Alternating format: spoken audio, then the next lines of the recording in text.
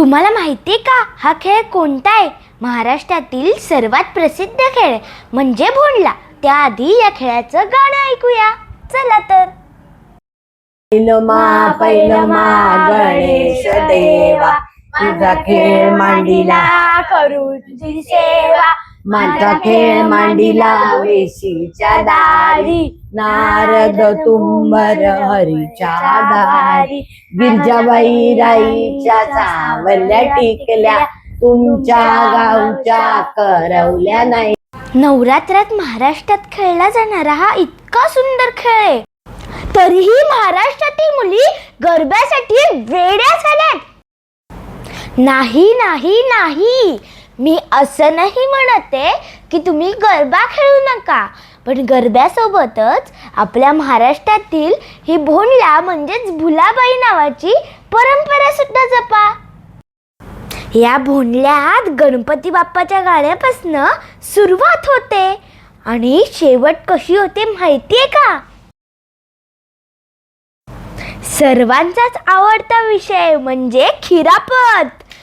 यात सर्व महिला खिरापत आणतात आणि ती खिरापत ओळखायची. चला तर आता आपण पण खिरापत ओळखू.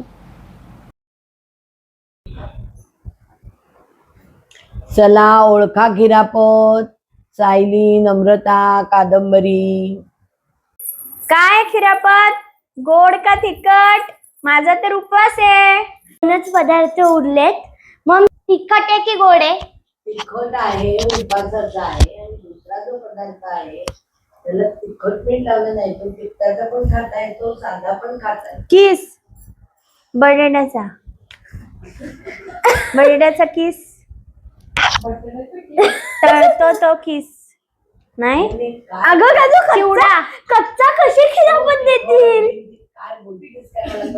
बटाट्याचा किस आहे का की बटाट्याचा चिवडा आहे? तिखट मिठाचा.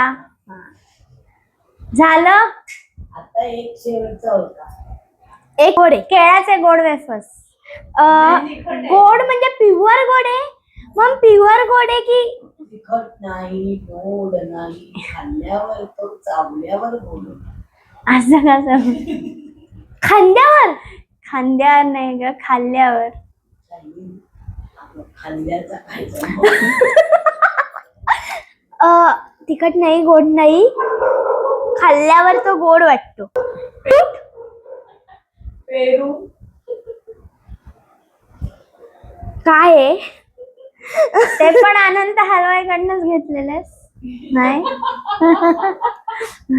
आता आपण त्या पदार्थाचा डबा हलवून बघूया. हॅलो.